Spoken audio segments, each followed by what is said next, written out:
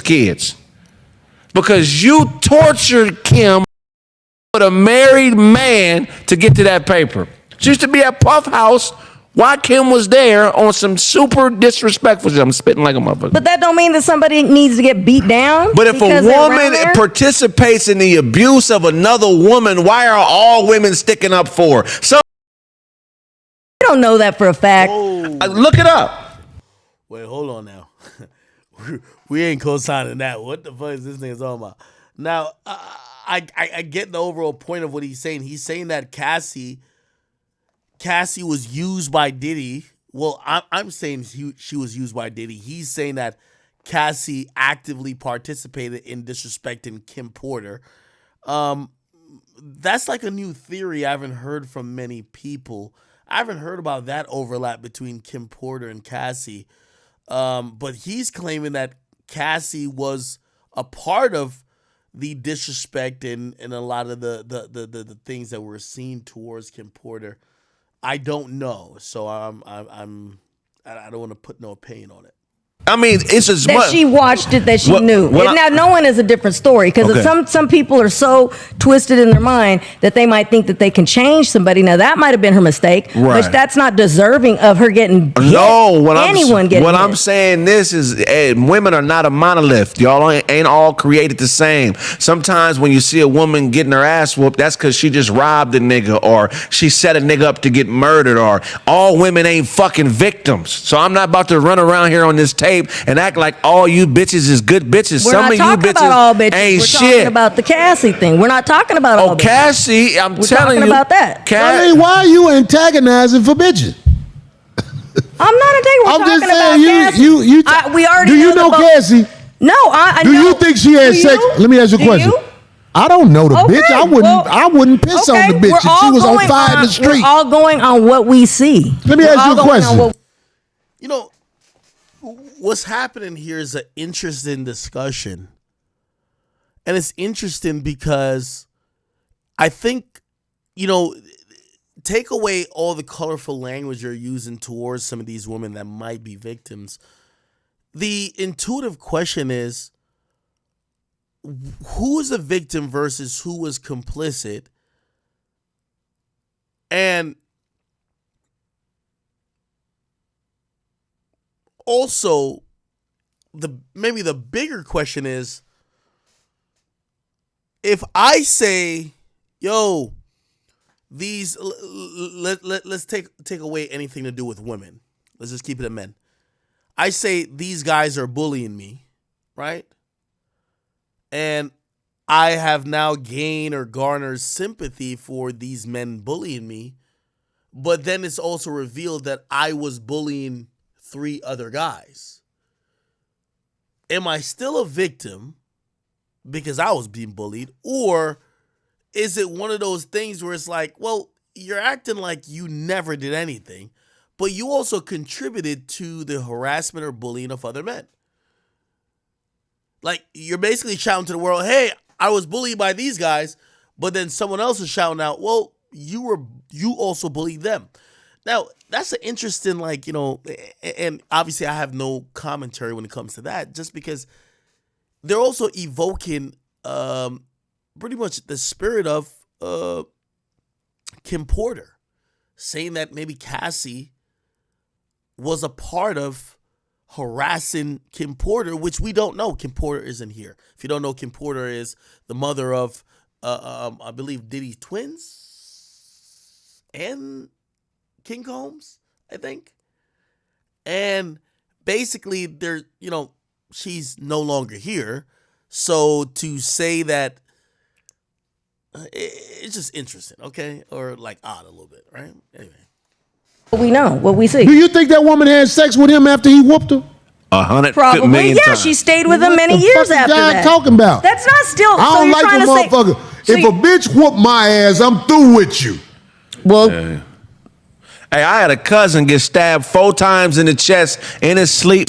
A mom. I got 50 first cousins, and 80% of them is women. All women aren't dainty women that need to be. That's the truth. I get that. That is the truth. I believe that. I call him my cousin. But there's also a thing called Stockholm syndrome for some people, and that's crazy. His wife shot him 5-6 times on their honeymoon because another girl called the phone, shot him, snuck him with a gun. When this nigga came to, because it's a miracle, he lived. And I love him to death. But you know what this motherfucker said? What? I got to go get my wife out of jail. Oh, yeah. He just said not all women are victims. I don't. But that's all I mean. Once he came to and realized what happened, because you know when he woke up, he wasn't right at first. Yeah. But once he realized what happened, this motherfucker was worried about the bitch who tried to murder him. Yeah, that's wild. I'm not sticking up for men that whoop women. What I'm saying is, you know, all women aren't victims. All women are not victims. Right. You know they suspended Stephen A. when he had the balls to say something like that. You say what? They suspended Stephen A. off ESPN when he had the balls to say something like what you just said. Yeah. But I let you ride because I already know you telling the truth. Okay.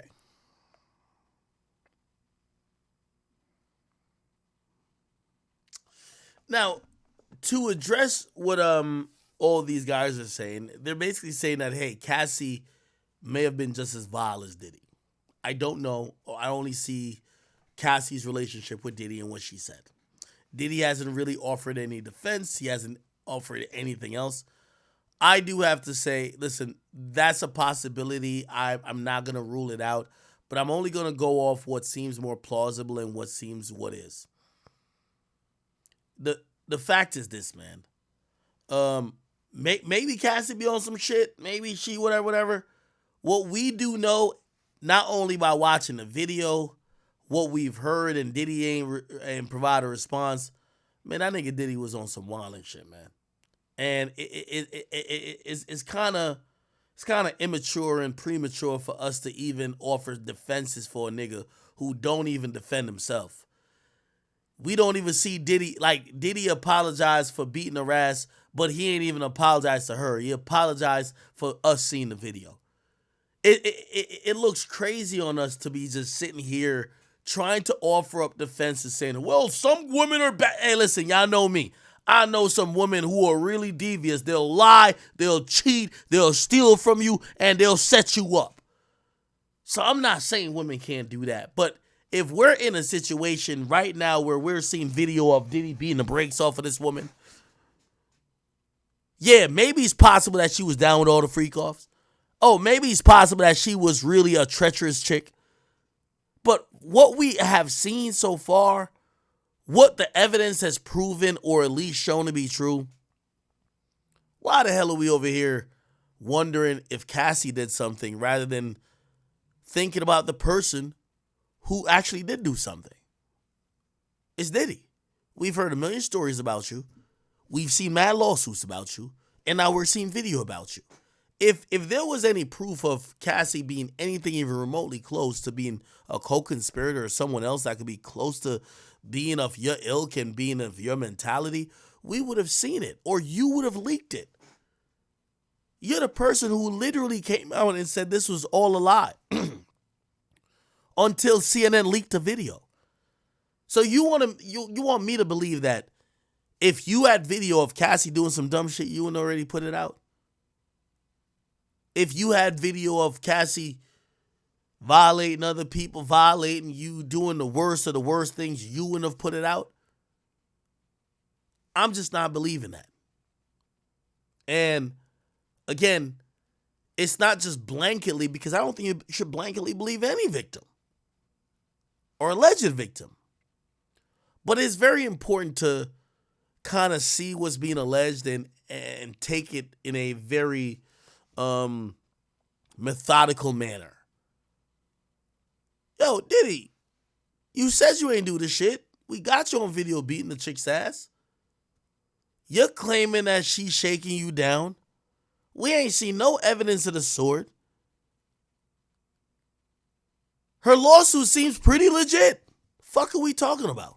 Why are we over here trying to sympathize? And again, what's very important is this. And I think this is what people got to tell Diddy or his lawyers or whoever else who might have this opinion. I don't think they do in terms of Diddy and his lawyers, because there's no way. We're only moving off the information available at the moment. The information is that Diddy's an abuser. We've seen it. The information is that Diddy's a liar. We've seen it. The information is that whatever you might feel sympathy for Diddy because maybe Cassie is just the worst of a monster, if you want to throw it all on Cassie, we have never seen nothing of the sort. The narrative has never been like, let's not just try to throw this nigga a lifeline when, number one, it doesn't look like he asking for one, and also it don't look like he deserves one. So creating these stories like Cassie was hustling her pussy, I'm not saying this ain't possible. I ain't saying Cassie wasn't with the same bullshit. But where are the allegations that say that? We're just going to come up with that because we want to defend Diddy? Is it because Diddy's a man and we're a man and or I'm a man and these people talking, they're a man and they're like, yo, well, we got to show that us men, nah, bruh. We ain't had no allegations of Cassie doing nothing crazy.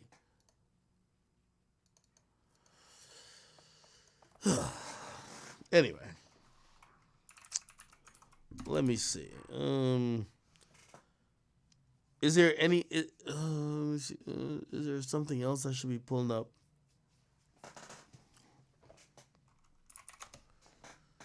Did I hear the 50 Cent shit thing? Oh, there's more stuff with Sean Kingston and his mama. Oh my God.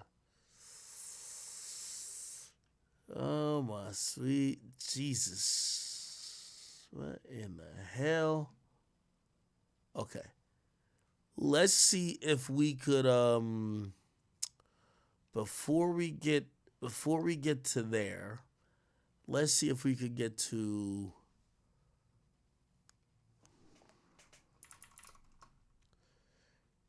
Diddy documentary. Let's see what's the latest on that.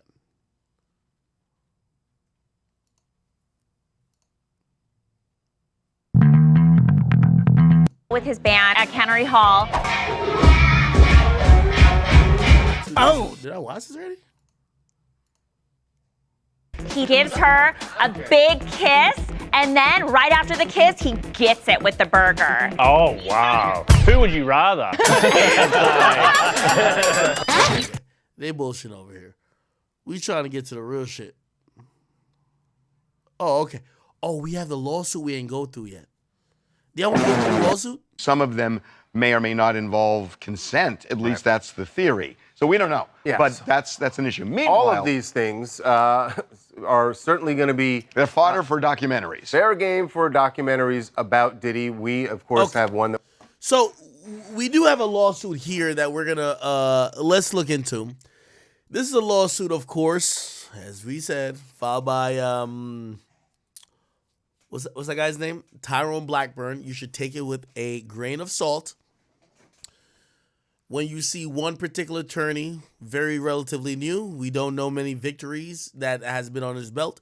He's just been known to file many different lawsuits. We've heard criticisms. But anyway, let's see if we could try to find and make some meaningful shit out of what's being now alleged in another lawsuit. We read the first lawsuit with the... I forgot what her name was, but we pulled that up. It was the McKinney woman. We pulled that up. She claimed that Diddy forced her to give him head. She claimed she wasn't with it. But this is another lawsuit from someone called April Lampros. Okay, she's filing a lawsuit with Tyrone Blackburn as the attorney, claiming that he also sexually assaulted her. Right.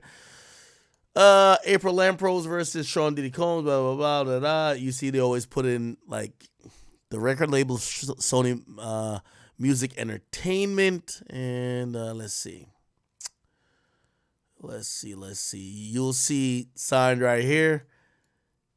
T.A. Blackburn, which is Tyrone Blackburn, okay? Anyway, let's see if we can go through this quickly. I don't want to spend too much time on this, but the plaintiff, Lampros, is bringing this action to seek injunctive, declaratory, and monetary relief against the defendant in the violation of the Victims and Gender Motivated Protections Law, which is a Gender Motivation Violence Act. Now, Here's the thing. This lawsuit here. Rapper Sean King sued. Stop it. Let me go here real quick. Lawyer for workers. Here we go.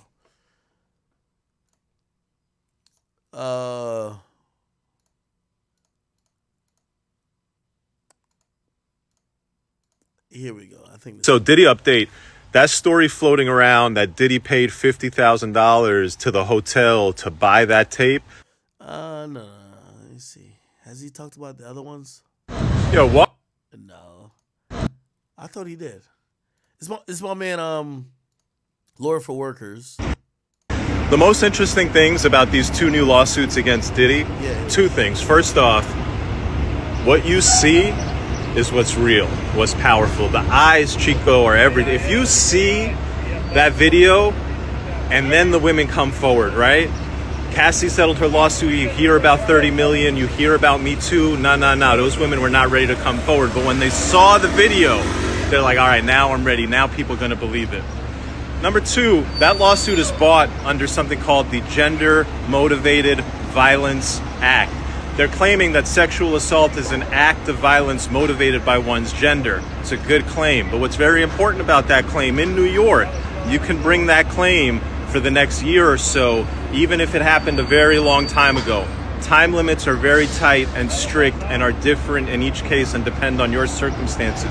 If you have a sexual assault case in New York that might be very old and you're wondering, can I still bring it today? Hit my line. Okay.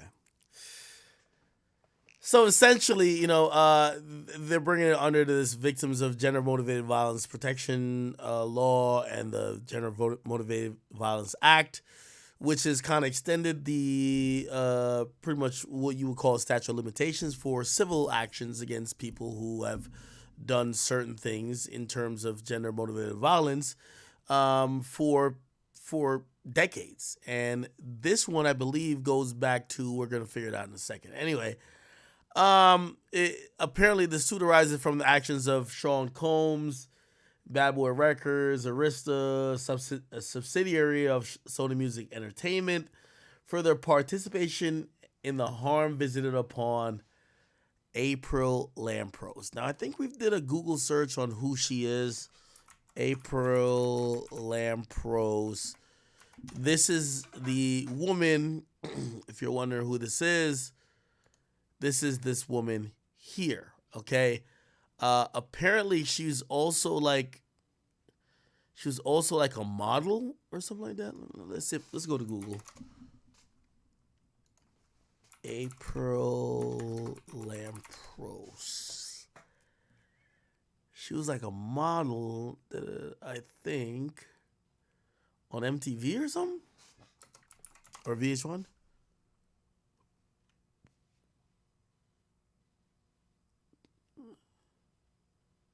Let's see if I can find who she is. VH1. Okay, here we go.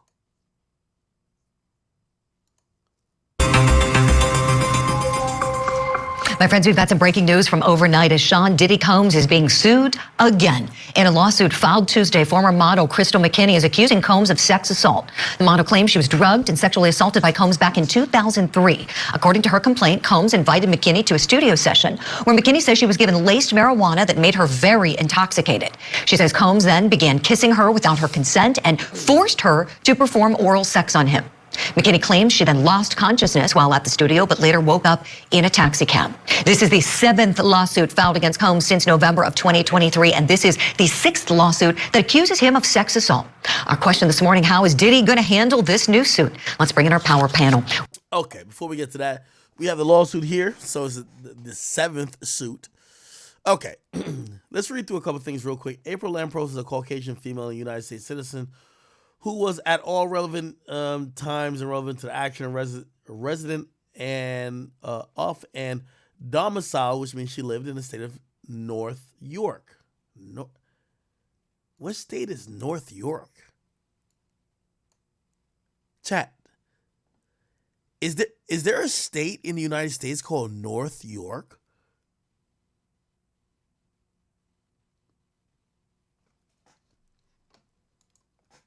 Wait, hold on, let me Google that.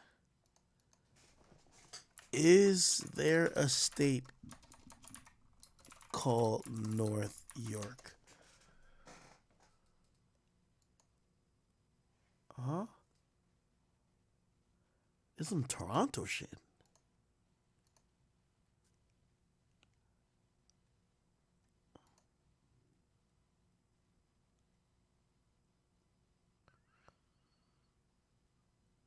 Huh?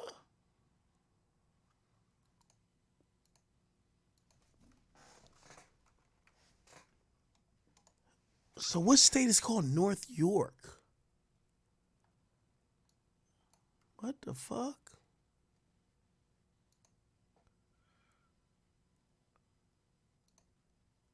Okay. Give me 1 second. I think I accidentally closed the thing. I gotta go to Megan Cuniff again. If you want to see the whole lawsuit, go to Megan Cuniff. Scroll down, click here, scroll down, read full complaint here, right there. Okay, so North York, where's that at? Oh, no, where North York is at. She was living in the state of North York. Okay, whatever. Mr. Combs is a United States citizen and was at all-time resident and domiciled in the state of New York. So one's North York and one's New York. Okay. Upon information and belief, Mr. Combs is currently domiciled in both California and Florida. Upon information and belief, Mr. Combs divides his time equally between both states. Upon belief, AR is a global music company headquarters at blah, blah, blah, blah, blah. Okay. During the relevant periods, John and Jane Doe's 1 to 10 are currently unknown individuals. Okay, so they just mentioned a bunch of unknown individuals and unknown corporations for 10. Okay, let's get to it. The court has personal jurisdiction over the defendant under and consistent with the constitutional requirements, due process, in that the defendant acting directly or through his agents or apparent agents committed blah, blah, blah, Okay, summary of factual accusations, allegedly.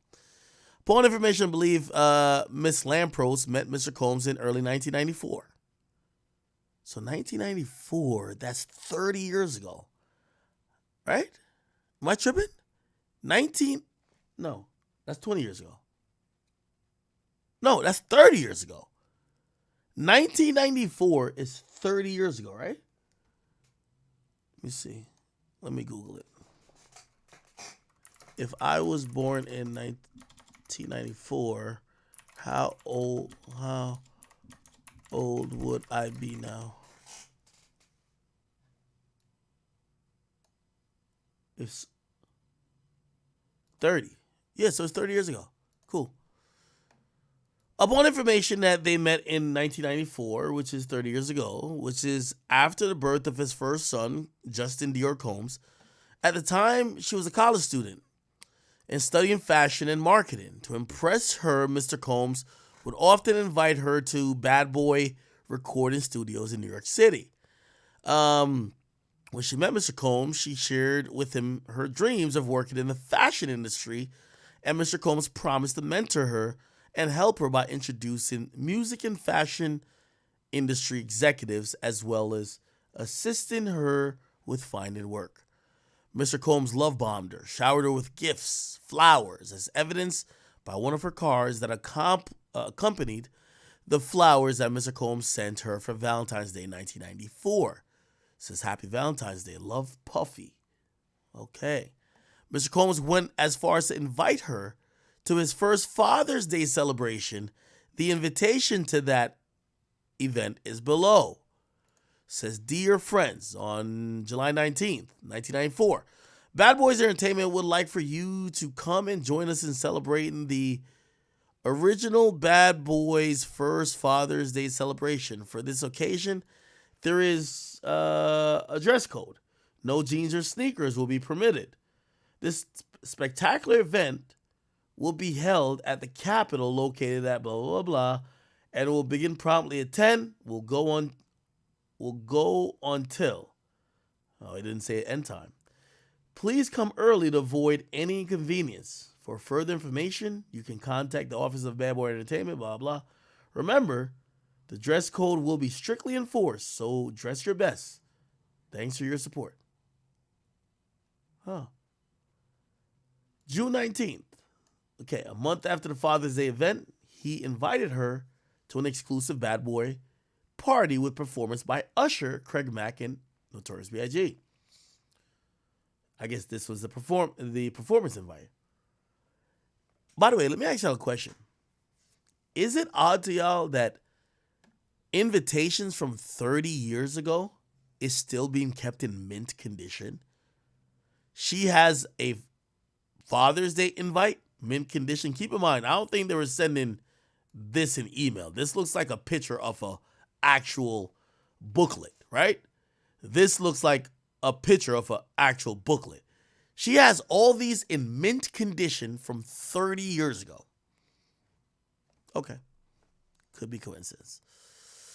Upon information, Mr. Combs displayed as kind gestures quickly manifested into aggressive, coercive, and abusive relationships based on sex. The acts were not only isolated to the state of New York, as Mr. Combs would fly her to Atlanta to see him, where they would spend time together. Miss Lampros would also fly to Miami to see Combs at his home. So she's saying she saw him in New York, Georgia, and Florida. Okay. Upon information and belief throughout the years with Mr. Combs, there were 4 terrifying sexual encounters she endured. What? According to her, he had a terrible temper and often threatened to harm her if she failed to do what he said, if he witnessed her talking to other men, or if she failed to take his phone calls. According to her, she was not allowed to talk about her relationship with him to anyone because he did not want anyone to know he was seeing her because she is a white woman. Oh, wow. Sexual assault encounter 1. Oh, my God. The first horrific sexual encounter occurred in 1995 when she met up with Mr. Combs in the south of Houston Street, Soho, at a bar. She was introduced to a woman named Redacted, and the group lightly drank throughout that evening. At the time, she was a college student and did not drink alcohol. Due to Mr. Combs' delusion and violent outbursts, she succumbed to the pressure and reluctantly drank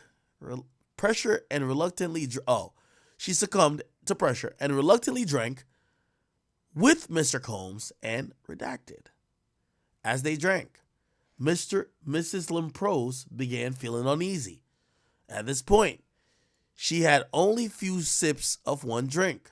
Miss Lampros and Redacted were guided to a vehicle and left the bar with Mr. Combs. They arrived at the Millennial Hotel. While at the hotel, she continued to feel uneasy. She recalls feeling like the walls were closing in on her. She was laid on the hotel bed where Mr. Combs forced himself, on top of her. He began to kiss her. And as she turned her head, trying to avoid the interaction, he grabbed her face. He continued to kiss her forcefully. She informed him that she wasn't feeling well, but he ignored her words and continued to take off her clothing. She tried to hold on to her clothing, but she was feeling weak and powerless in the situation. She pled with him to stop, and he ignored. She couldn't process why this was occurring and felt a loss of control. She was being R-worded by Mr. Combs, and she soon passed out. The next morning, she was awoken by the sun peering through the drapes. She was nude, sore, confused. She quickly got out of bed, clothed herself, and left the hotel room as fast as she could. Months after the first R-word, he pursued her. What? He sent her gifts, cards, and flowers. Used his power and access to the music industry events to lure her back to him.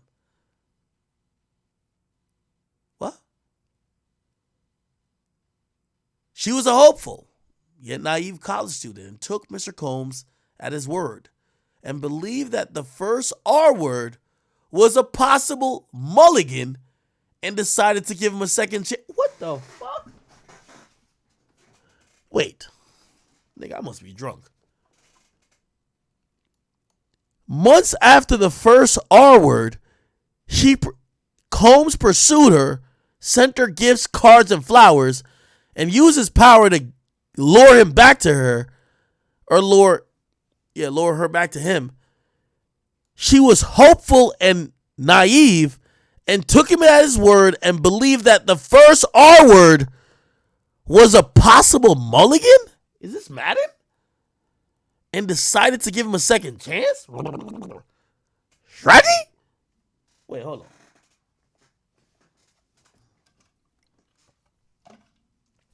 What in the fuck?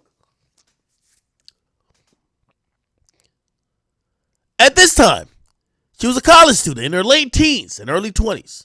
Her decision to return to Mr. Combs after being R-worded is indicative of many assault survivors who return to their abusers.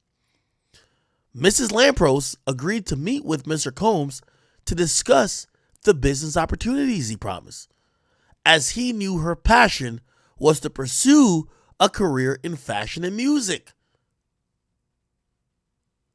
They met up and talked near his Manhattan apartment, which was somewhere near 30th Street at that time.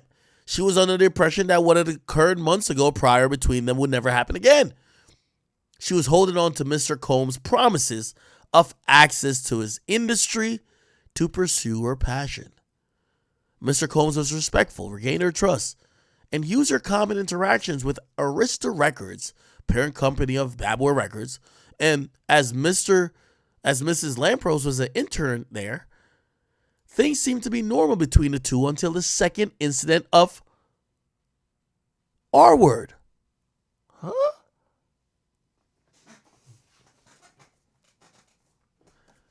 During the second incident, they were in a parking garage near his Manhattan apartment. She believed it was somewhere near 30th Street.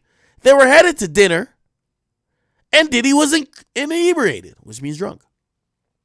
As they headed towards the parking garage, Mr. Combs grabbed her by the waist and forced her to her knees. Oh, wow.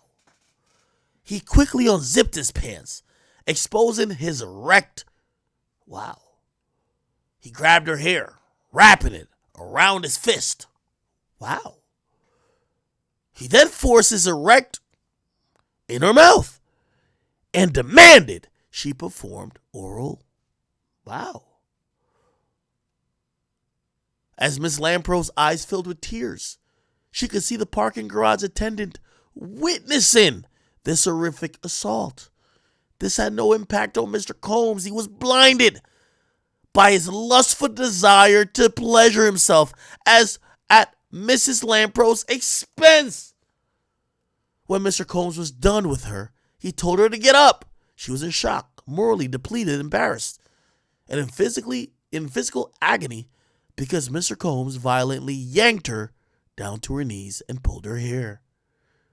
Once again, she made the decision to distance herself, and once again, he came back with gifts and empty promises. Wait, what? She was not moved. She had had enough, decided to focus on her studies and leave Mr. Combs for good. Unbeknownst to Miss Lampros, Mr. Combs was not good at accepting rejection. He immediately switched to his approach and became angry, threatening, and forceful. He developed this mobster persona, and Miss Lampros was in fear of him. Mr. Combs began calling her incessantly, would often call her just to say, if anyone's in your apartment, I will beat your ass. And there's two. She reasonably had fear of Mr. Combs that left her feeling stuck with him and no way out. He knew where she lived and worked and had connections to ensure her compliance with his demands. She felt if she disobeyed him, he would take away her dreams of pursuing a career in his world. Mr. Combs would also threaten to blacklist her in the industry if she tried to mess with him in any way. Her dreams and everything she's worked hard for were in the palm of his hands. R-word encounter number 3? What the fuck? One night in 1996, by the way, I think that's the year that Pac died, right? Mr. Combs ordered her to his Manhattan apartment. The residence was in the 30s in Park near the Midtown Tunnel. When she arrived, by the way, she doesn't remember where the apartment was, but she remembered all the other details.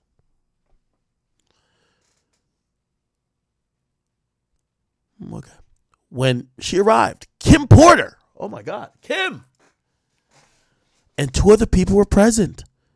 Mr. Combs introduced the women. They went to a nightclub. After the club closed, they returned to Miss Combs' apartment and they began a night of drinking. After a couple hours into the evening, Mr. Combs forced Kim Porter and Miss Lampros to take ecstasy. He instructed the woman to open their mouths.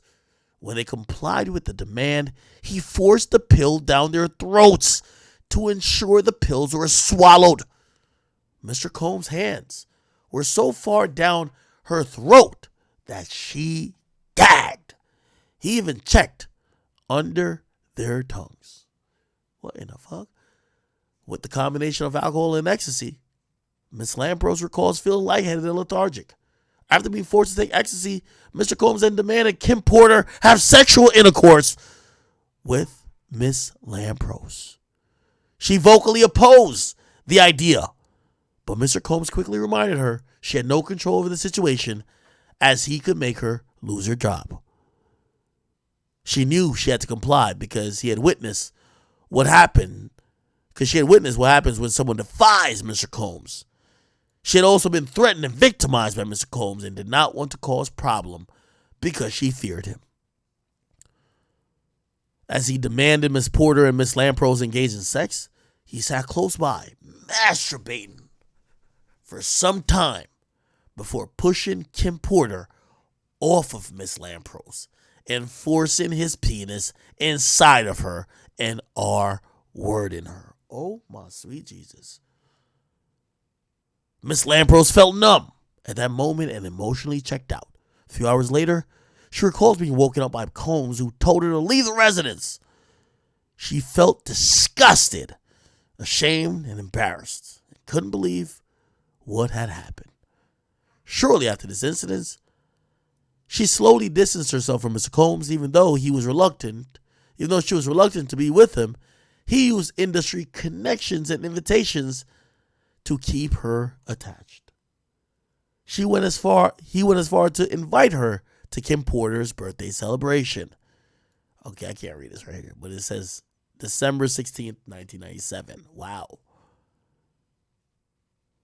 In or about 1998, Ms. Lampros found the courage to end her relationship with Mr. Combs. She had finally suffered enough.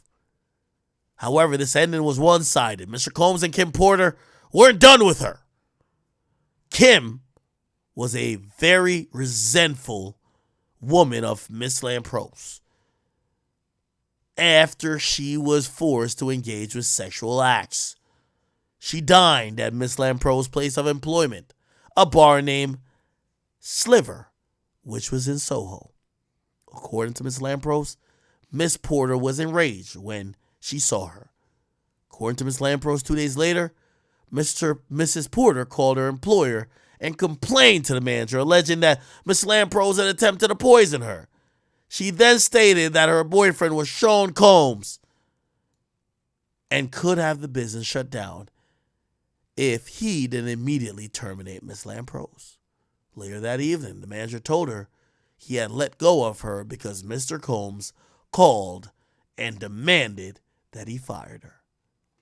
Miss Lampros believed that Miss Porter got Miss Lampros fired in retaliation for what Mr. Combs made them do.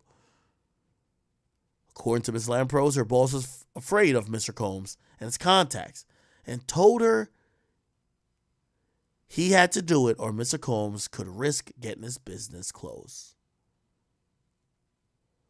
Miss Lampros called Mr. Combs and he showed no remorse that she was out of a job. In fact, he laughed about it. At the time she ended their relationship, Miss Lampros recalls Mr. Combs' penis being adolescently in both length and width. She recalls him being circumcised and remembers a tattoo on his chest. Chat. Let me read this again.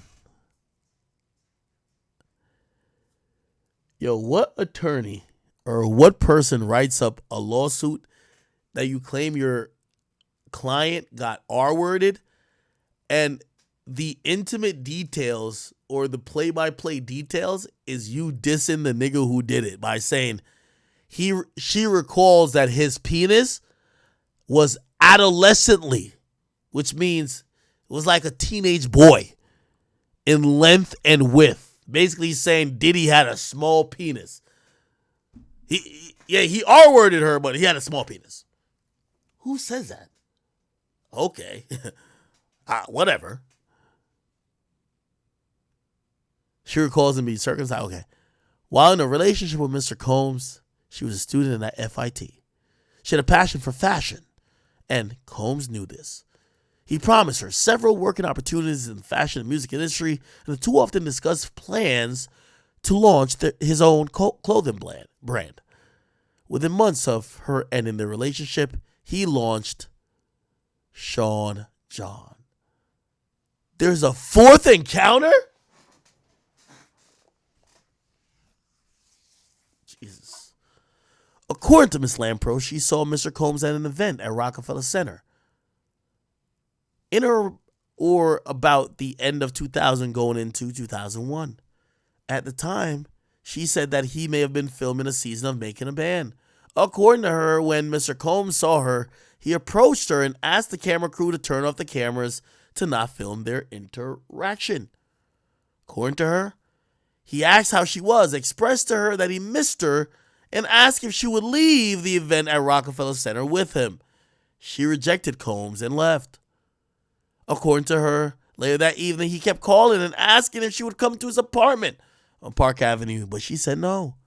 He even offered to send his driver to pick her up. Finally, he offered to come with the driver to pick her up. According to her, he doesn't like the word no. He called a few more times, so she stopped answering the phone. According to her, a few days later, he called again, begging to see her. Reluctantly, regrettably, she allowed him to come over to her apartment located at 477 Central Park West to hear what he had to say. She figured it was during the day and doubted that he would try to harm her. According to her, when she opened the door, his security was sitting on the stairwell. Knowing that security was there, she felt a little bit better about letting him in. They sat on the couch and began talking. According to her, he began apologizing for his past behaviors. He started telling her he was a changed man. He then showered her with compliments, telling her how good she looked and kept reminiscing about their prior sex life. What? He then began dropping hints about them having sex. She rejected his advances.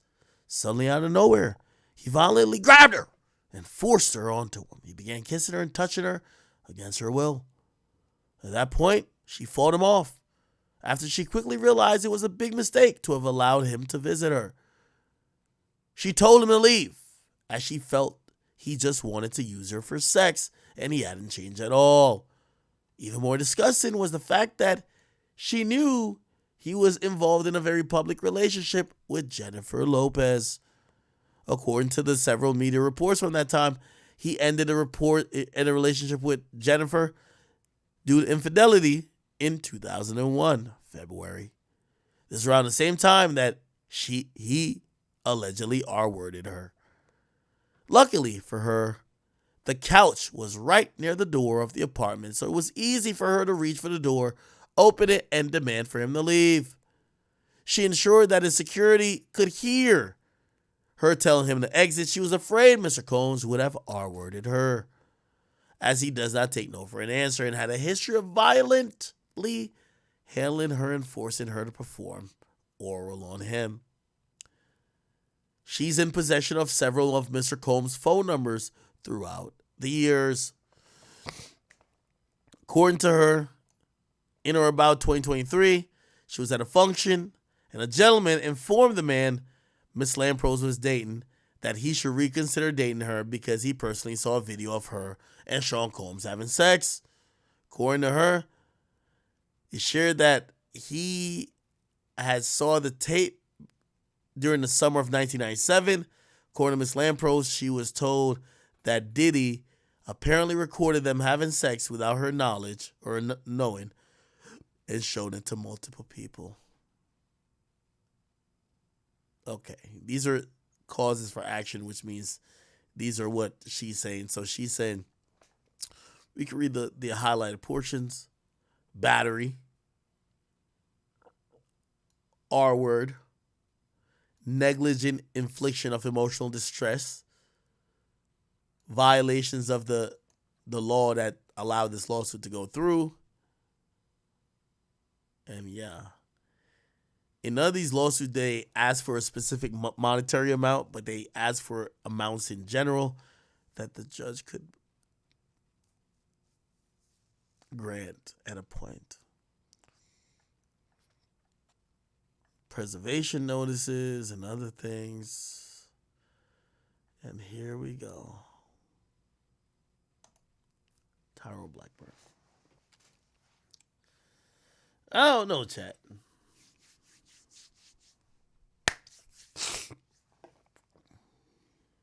Seems a little odd, but who knows?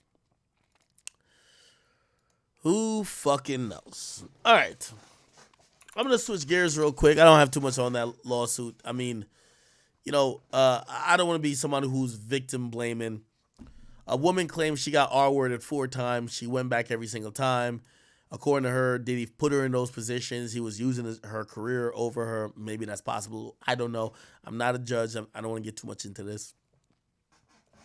You believe what you want, okay? I do want to get onto the Nicki Minaj situation really quickly. But before Nicki Minaj speaks, I do want to play this Reggie White situation, or Reggie White interview with Bomb first, and afterwards we're going to get Reggie, to Nicki Minaj. I know in a previous segment that we talked about how the Cassie and Diddy video leaked, and I know you had expressed that you felt that maybe the government was behind it. Can you elaborate on that a little bit and why you feel that way as opposed to maybe like a hotel employee leaking it or someone within Diddy's own camp? Well, the hotel is currently been in bankruptcy for a minute and been closed down. I don't think the security personnel was that smart enough to keep a copy of it and hold it. They should have been. I would have. and kept a copy of that tape and said, hey, this might be useful for me down the line one day. As y'all see, I leak audio every now and then here and there, right? So y'all know I keep stuff. And so I understand that that's a possibility, that the general manager, security guard, somebody had a copy of that tape. I'm on record that don't believe that Cassie and her attorney had a copy of that tape. I believe that that tape was somehow leaked or was given to the government during that raid. Now y'all would say, well, how the hell was Cassie able to explain it word for word? So she had to view that tape somewhere. I agree with y'all on that. I can't explain it. She either have a hell of a memory or somebody was working against Puffy in that house, one of his security guys, somebody for her to get, to see that tape again. I can't explain that. But I do believe that's a law enforcement official. And y'all know I very rarely talk bad about law enforcement. But I do believe someone got a bag, possibly, and leaked that tape. Or, 2, someone on the investigation team that's high up, meaning the top dog, which is usually the U.S. attorney, or that agent that's handling the case, who's working closely with the U.S. attorney, decided that, hey, we got to keep making this guy look like a monster. We got a little delayed. We should have made an arrest by now. The way we went and used all of the resources, we can't make us look bad. And so let's get this out to keep this case rejuvenated, or maybe so we can get some more victims to come forward, because our case is not as strong as we thought we had. Would be my take on what. So that's a theory. I think it's a very viable theory. I'm still going with Bradford Cohen's theory of that's Cassie. Happened. But I do have to acknowledge that the stuff in the lawsuit and matched the tape to the T. But Cassidy would jeopardize losing that $30 million, or her attorney would jeopardize his license if they knew that the only other person that had that tape was somebody that worked in that particular law firm. And that's how that tape got leaked. Because trust me, they have paperwork between the two. When that $30-something million was sent over to her, well, that tape was never supposed to have been leaked if they had it in their possession. True.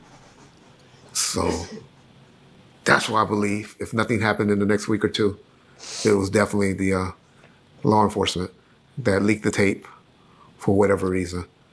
And that may be this sort. By the way, hold on. God damn it, man. I keep sneezing. Bradford Cohen has said that he says by the end of June. He's predicting indictment by end of June. Reggie White is saying something should be happening in the next couple weeks. Y'all can be like, okay. Because look what's happening to Puffy. No one want to stand next to him. No one is supporting him. All his advertisement deals are bailing on him. And rightfully so. I mean, he got caught doing a coward move. Now, y'all say, well, yeah, he ain't the only person that ever hit a woman and did this and did that. Y'all got to understand, kicking someone while they down on the ground like that, you don't do to a female. You barely would do that to the ops, to the enemies. Throwing a vase at them this stuff is it's terrible to do to a female. It's terrible. It's hard to watch and to talk about the things that this young lady had to go through. The only problem I have, and I'll reiterate again, is I wish she wouldn't have hung around for whatever reason for 2 years after that happened. I got to really understand her mindset for that. And for you females, or males, but mainly you females that's in that type of situation,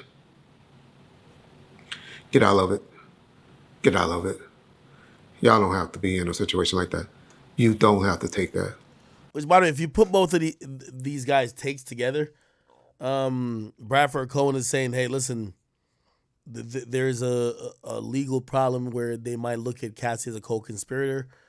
He's also saying he's not even thinking about Cassie as a conspirator, but he's asking a question saying, man, listen, man, I wish you women didn't stick around for years afterwards because it makes that look bad. Maybe those two things kind of like mesh in terms of what you might think about it. Anyway, okay, so we played that. And then what was the other thing? Oh, shit. I feel like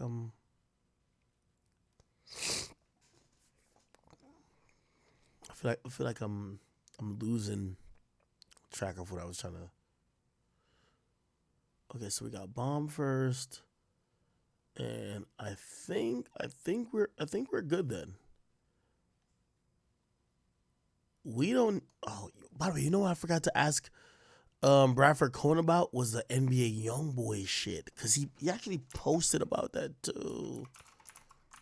Look, Laura. Fuck, I forgot to ask him about NBA YoungBoy. Shit, I'm tight. See, he posted about this and he says, my guess is this is a stretch that he was running a ring. I'll be interested to see the facts. Seems like this is an overcharge, right? Which I agree. You know what I mean? Like, YoungBoy wasn't really running the ring. I think maybe he was just trying to get a fix if he was doing anything at all. Don't know if he was doing it, right? Okay. But I did want to ask him about YoungBoy. Fuck. What else should I bring up? Okay. Am I tripping? Give me 1 second. I know we didn't talk about Nicki Minaj yet, which that is obviously... That's obviously one thing we do want to talk about. Give me 1 second.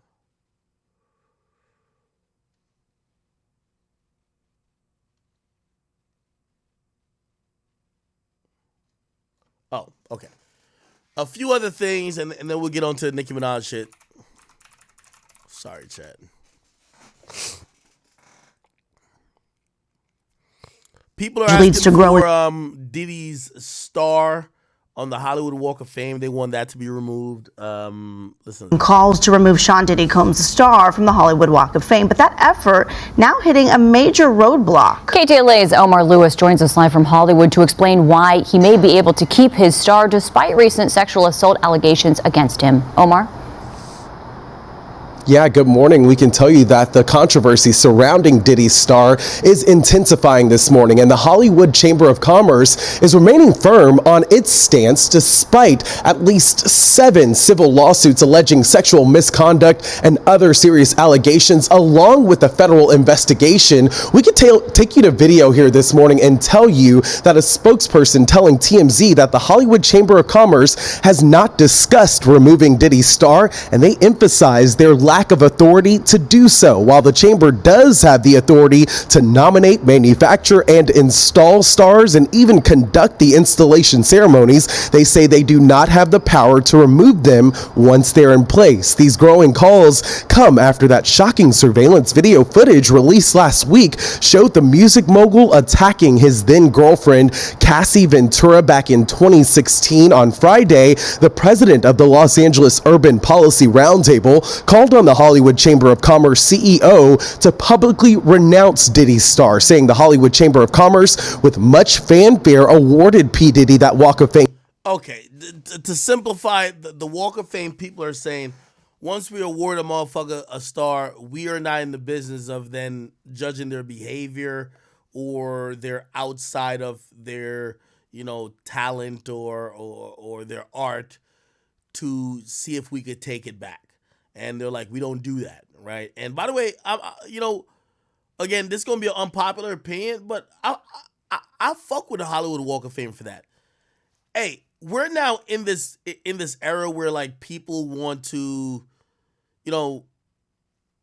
just try to remove everything. Yo, my nigga, I'm gonna be honest with you. Like, if I don't care if you're a murderer, I'm gonna just be honest with you. If you're a murderer and you got put in the NBA Hall of Fame, if we find out that you killed 3 bitches, bro, I'm sorry. Like, you're already in the Hall of Fame, bro. I don't think they should kick you out the Hall of Fame. I'm just sorry, bro. Like again, there's many different ways to punish the person for being a shitty human being, right? Unfortunately, it wasn't known that maybe they were a shitty human being before y'all voted to give this person a star. Here's my thing. For all those people who trying to say, let's remove his star, how about y'all try to say, let's put him in jail?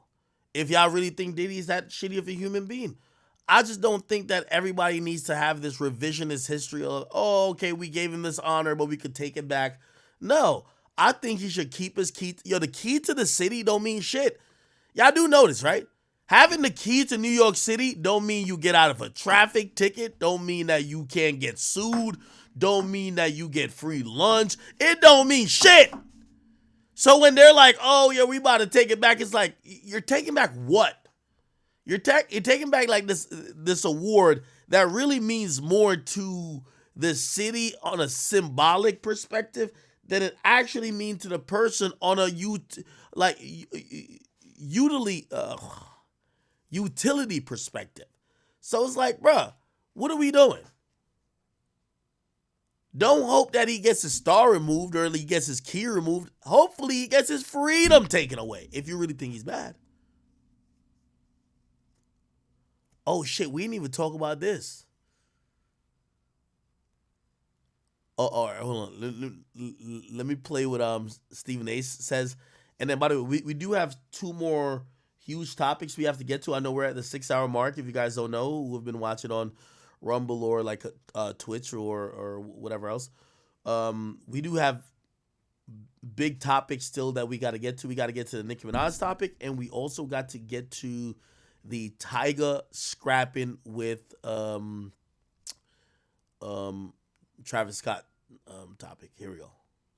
We're gonna just deal with this Diddy shit, but Stephen A speaking on Diddy's new allegations. Filed yesterday against Diddy. Jesus. This latest suit by a woman named April Lampros claims she was raped by Diddy, who also promised her connections in the fashion industry. Lampros, now 51 years of age, claims she met Diddy while studying at the Fashion Institute of Technology in New York City. I actually went there, studied advertising and communications before I went down to Winston-Salem State University, by the way. Played on the basketball team. We were 35-4 as a junior college, number 15 in the nation, but that's neither here nor there. Lampros, back to her, alleges he sexually assaulted her on 4 different occasions. On one occasion, she claims Diddy forced her to take ecstasy and have sex with girlfriend Kim Porter, who's now deceased. Lampros' suit comes a week after that disturbing footage released by CNN showing P. Diddy Combs viciously beating Cassie Ventura in a hallway of the Intercontinental Hotel in Century City on Avenue of the Stars back in 2016. The embattled music mogul has been slapped with several other lawsuits accusing him of rape, sexual misconduct, and other federal crimes. All I'm going to say is this, because my man Shabazz that I played the video the other day, folks talk about kicking somebody while they down. Nah, Diddy ain't down. Cassie Ventura was down. By the way, she was the one being kicked. He was the one doing the kicking. That adage doesn't apply. But I respect my man Shabazz and understand where he's coming from. Here's the bottom line with P. Diddy. Your name is Sean Combs. P. Diddy is dead. Never to be heard from again. It's over. P. Diddy, Puff Daddy, all that gone. Ain't nobody want to hear that. You're Sean Combs now. And by the way, I have inside knowledge that some people close to him actually have told him that. You Sean Combs now. Ain't no P. Diddy, ain't no Puff Daddy, ain't no Puffy no more. There's a party, you ain't throwing it. There's a party you show up to, it'll stop. Ain't nobody trying to see you, ain't nobody trying to hear from you. That's the reality of the situation, because what you did on that video was so reprehensible. There are countless men who want to kick your ass because they got daughters, they got sisters, they got a mama, they got aunts, they got female cousins, they got female friends and stuff like that who would never do such a thing. And they found themselves ashamed of him. That's the reality of the situation. And now you're hearing about rape, sexual assault, and all of this other stuff. It doesn't get any better. It just doesn't. Puff Daddy, P. Diddy, Puff. Nothing even surprises me anymore when Diddy's name is brought up. Now, new allegations about Diddy came up of him, you feel me, sexually assaulting a female from back in like 2003 or something. Nothing even surprises me anymore. But even though it's wrong what Diddy did, one thing I really want to say is a lot of these men who are in power from back then and even now, they all do the same things. Like, Diddy's just being outed right now. It's literally all of them that do the same thing. Like, especially the ones in power. Like, oh, you want this role? Come do this. You want that? Do this. You feel me? So, hey, a lot of allegations are going to come to light. A lot of people, you feel me? And part of me thinks in my head, like, why don't these people come and, like, speak up and stuff? But then, first off, I think, like, during those times, first, people won't care. Second, the lawsuit won't go through. But, like, right now is a perfect time. Like, Diddy's name's in the light. All these other allegations close to what you're claiming is, like, technically true. You feel me? Video proof is starting to come out. So who knows what else that Diddy did? But every single time I see this album, I always think about, damn, what about Jay-Z? Could anything come out about Jay-Z? I don't know why I always think that. But hey, man, just make sure you keep your family away from people like Diddy. And I don't blame her for not, you feel me, coming up saying anything, because someone like Diddy, it seems like Diddy just, we don't know. He doesn't seem like his mind works like a normal person. So, hey, I don't really want to disrespect Diddy though. Feel me? The main reason why I said I'm not surprised that she doesn't want to speak up is because I heard Diddy blows up cars and stuff like what he did to who's the dude that cuts his hair that's close to Kanye? Whatever his name is, I forgot. Kid Cudi. Yeah, I'm good. Just leave Diddy alone, man. He has all the light on him right now. You better pray that 5-10 years doesn't pass and, you feel me, he makes it, he thinks in his head, okay, it's time to get this person, that person knocked off. We better pray, because that's the type of person that Diddy seems like. So, hey man, it's your boy Big Act News, and yeah, I'm out.